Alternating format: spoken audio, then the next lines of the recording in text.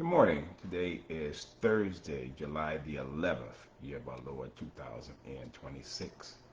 And welcome to the Daily Word. Get rid of your sins and leave all of your iniquities behind you. Job is a fascinating book, and it'll take me, days to go through all of Job. It's a huge book.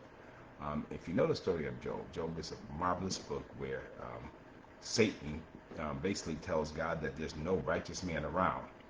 And God said to Satan, "Have you considered my servant Job, who was righteous?" And he let Satan basically get at Job and bring all these torments on Job, but he couldn't kill Job.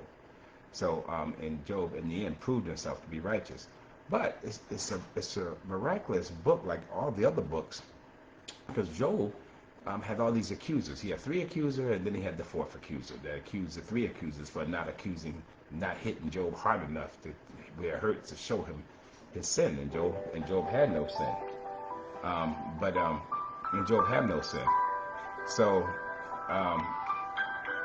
and Job had no sin. So anyway, sorry about that. So but the thing about the book is so important is that all these explanations and all these that they give and all this knowledge they give applies to all of us, mankind. So when you read it, I'm going to read Job 11. So when you read Job 11, you will see that it applies to us. But Job was righteous. It didn't apply to Job, but it applies to all of mankind. That's why it's a book within itself. The book tells the story, but all the things that these accusers are talking about are true in our lives. So I'll go ahead and read it. I'm in Job chapter 11.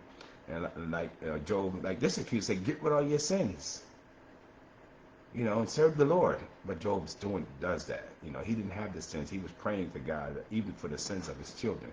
So I read Job 11. It applies to us. So that's why this book is so intriguing, because it's a story within a story. So I'll go ahead and read this.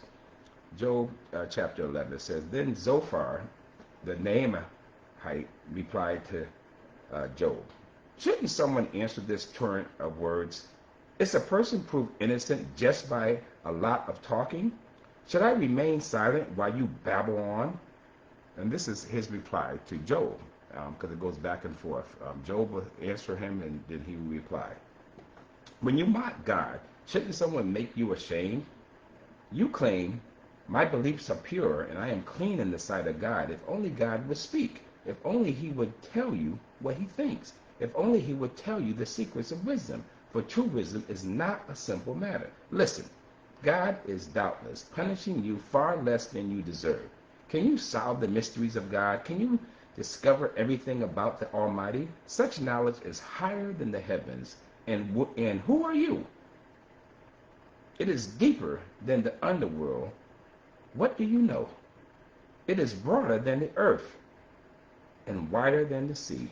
If God comes and puts a person in prison or calls the court to order, who can stop him? For he knows those who are false, and he takes note of all their sins. An empty-headed person won't become wise any more than a wise donkey can bear a human child. If only you would prepare your heart and lift up your hands to him in prayer. Get rid of your sins and leave all iniquity behind you. Then your face will brighten with innocence. You will be strong and free of fear. You will forget your misery. It will be like a water flowing away. Your life will be brighter than the noonday.